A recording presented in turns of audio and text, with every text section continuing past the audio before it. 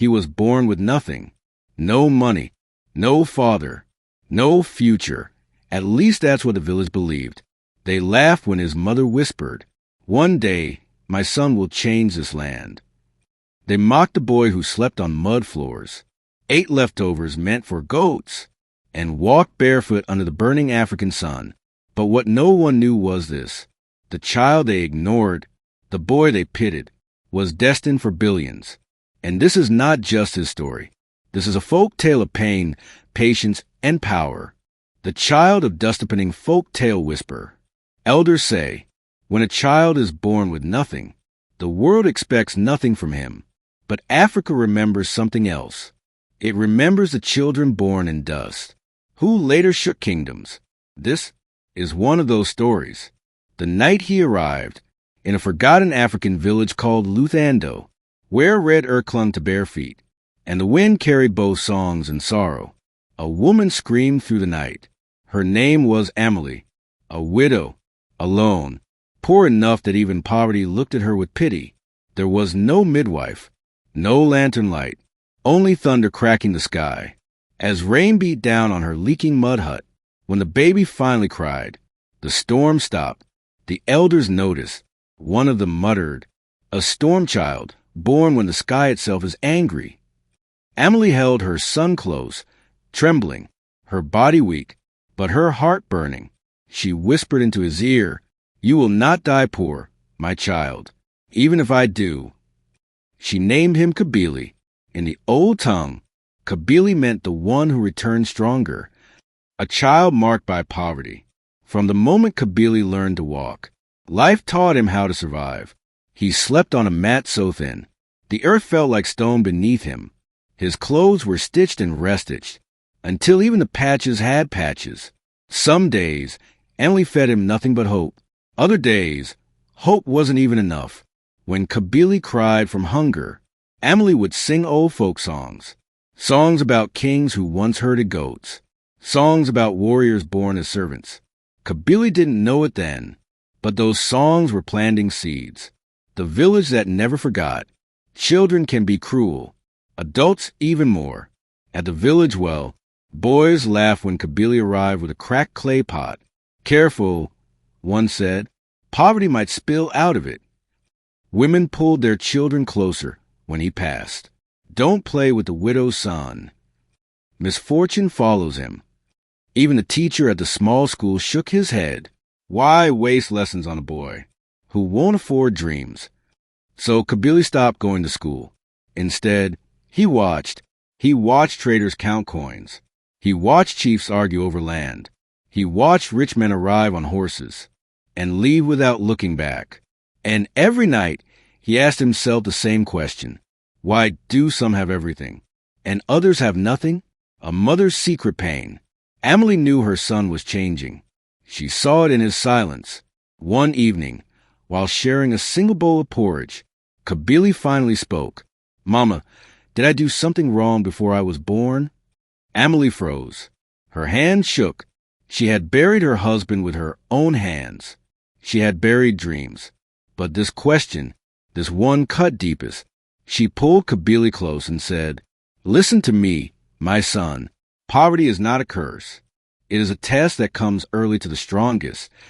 She touched his chest. "Your life will be heavy because your destiny is heavy." Kabili didn't answer, but something inside him hardened that night, not into anger, into resolve. The first sign, when Kabili was 10 years old, a wealthy merchant named Bika passed through Luthando. His cart broke near the river. Men watched. No one helped. Kabili stepped forward, barefoot, thin, unnoticed. He worked silently, lifting, pushing, fixing what grown men ignored. When the cart finally moved, Bika stared at the boy. "Why did you help me?" he asked. Kabili answered simply, "Because one day I will need help too."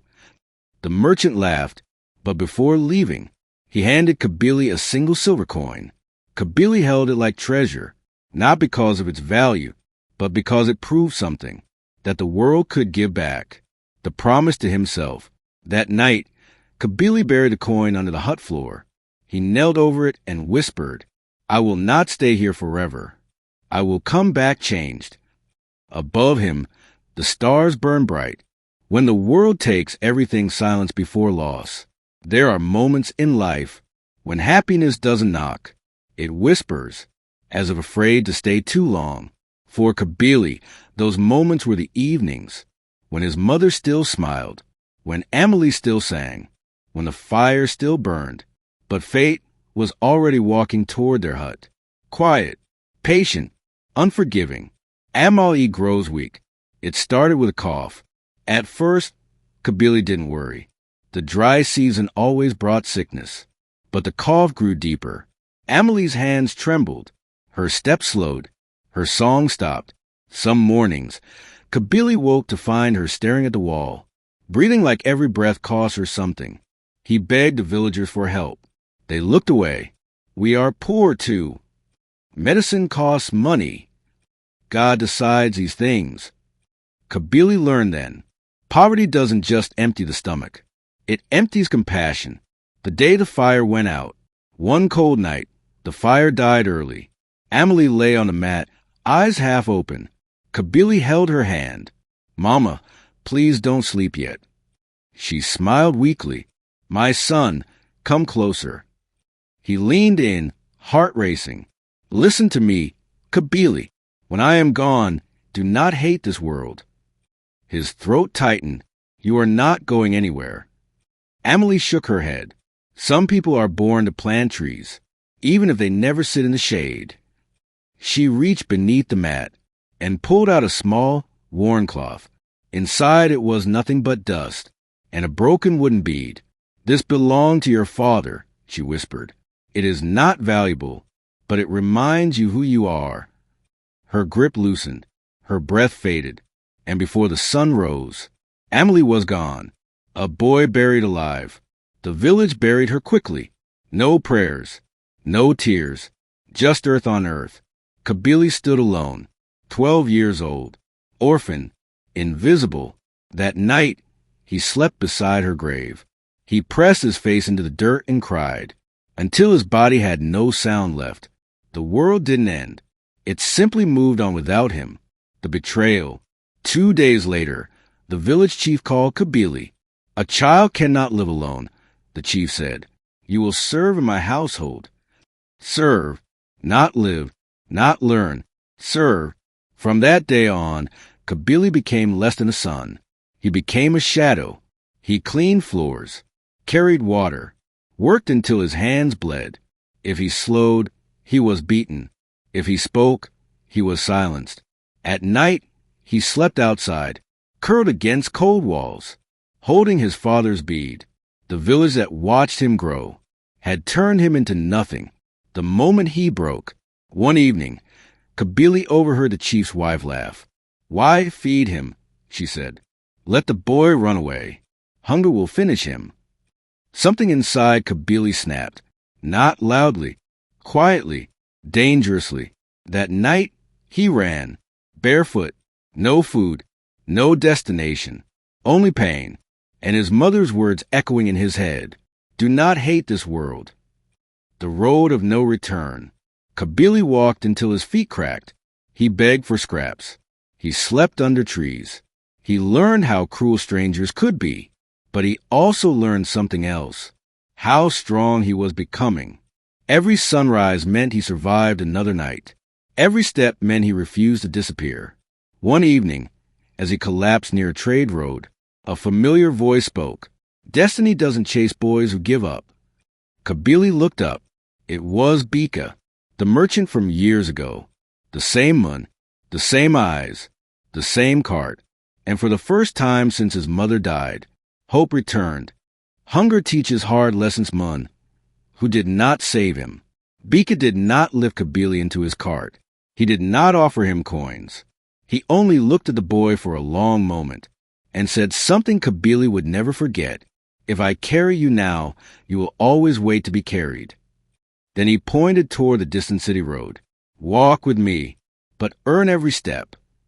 And just like that, Kabili's life changed again, not through kindness, but through challenge. The journey to the city, The road to the city was long and merciless. Dust burned their throats. The sun punished their backs. Kabili pushed the merchant's cart when wheels sank in mud. He guarded goods at night. He slept on stone. Some days, he ate nothing. When Kabili finally collapsed from hunger, Bika gave him half a piece of bread. Not more. The world will never feed you full. Bika said, "You must learn to stay hungry." Kabili hated him for that, but hunger sharpened his mind. The city of broken promises. The city of Madondo rose like a beast. Tall buildings, crowded streets, voices everywhere. Kabili expected opportunity. Instead, he found rejection. You are too small. You are too poor. You have no education. He slept behind market stalls. He washed dishes for leftovers. He learned how invisible people survive. One night, thieves stole his only sandals. He didn't chase them. He learned something else instead. Nothing lasts if you cannot protect it. The first real work. Bika finally gave Kabili real responsibility. He taught him numbers, not from books, from bargaining. If you can count profit, Bika said, you can count power. Kabili watched carefully. He learned how prices changed, how people lied, how silence won deals. Within months, Kabili could sell better than grown men.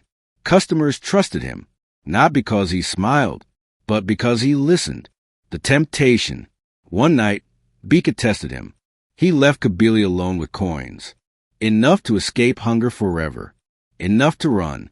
Kabili stared at the money until his hands shook.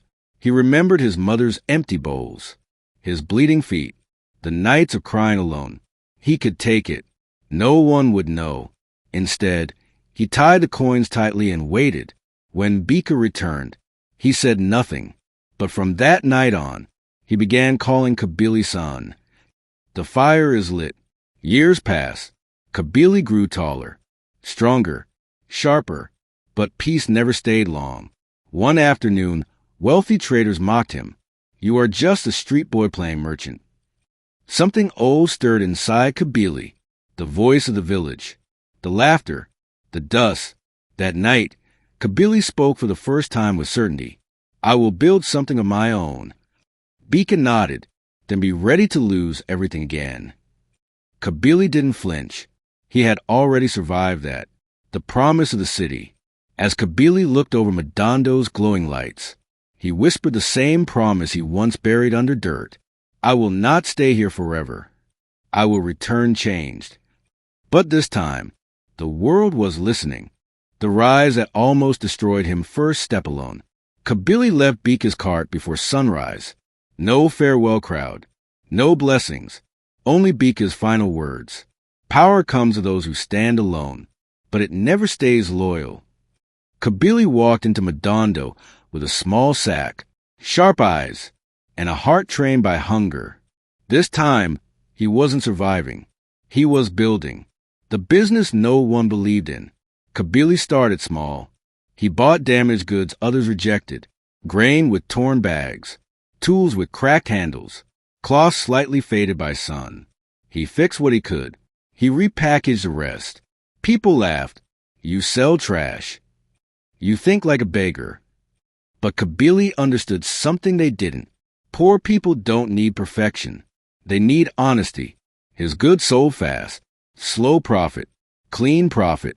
The first taste of power. Within 3 years, Kabili owned 2 stalls. Then 5. Then 10. His name began to travel faster than his body ever had. Men who once ignored him now lowered their voices.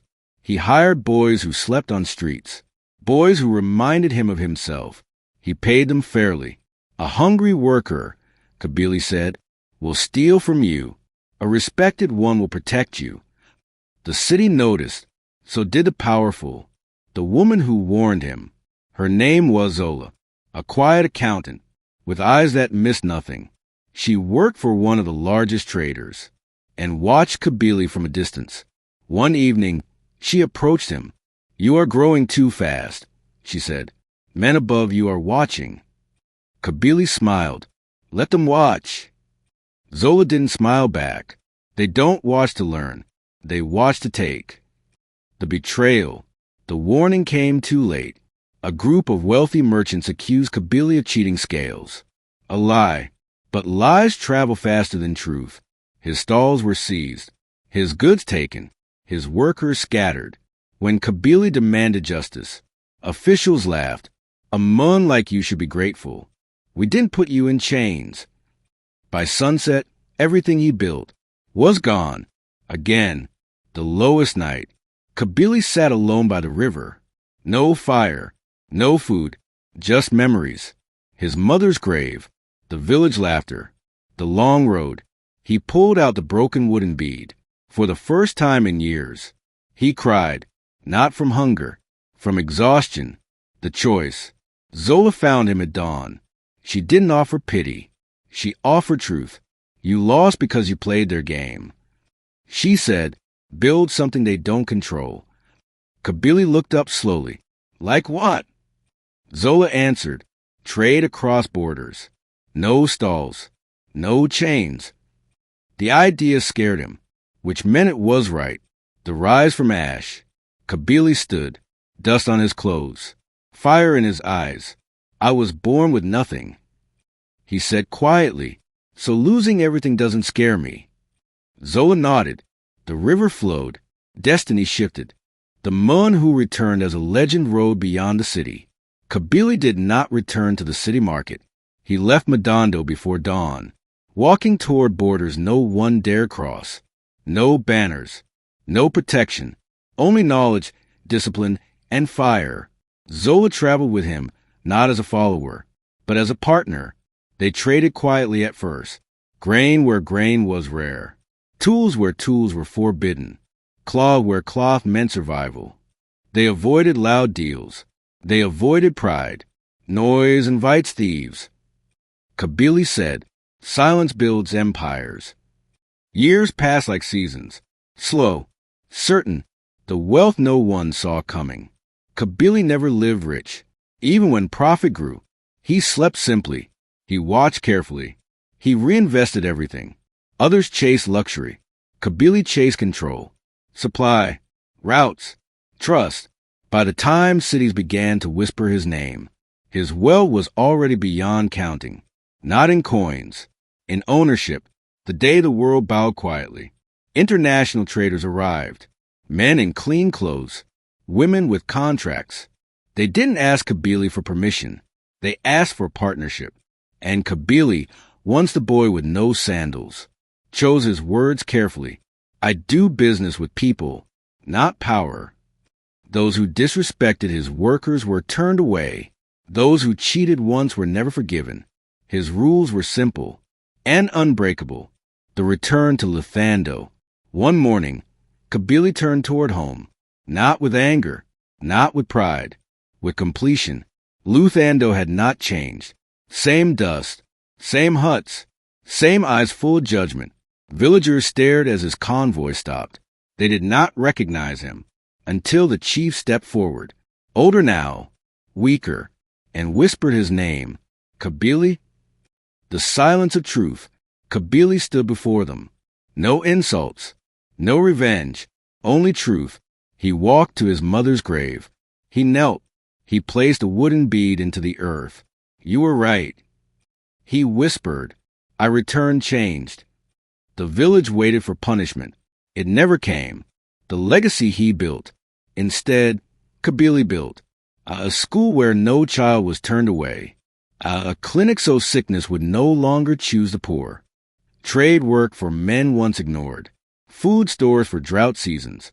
The same people who once mocked him now worked beside him. Kabili paid them, not because they deserved it, but because the future did. The final lesson. Years later, Kabili spoke to the children of Luthando. His voice was calm, heavy. I was born with nothing. He said, but nothing is not empty. It is only unshaped. He looked at their bare feet. Poverty is not shame. Staying small in your heart is. He paused. And remember this. The world will test you early, if it plans to trust you later. A tree that grows in storms does not fear strong winds. Kabili became a billionaire, but wealth was never his victory. Character was, because those born with nothing, who survive without hatred, are the ones destiny trusts with everything.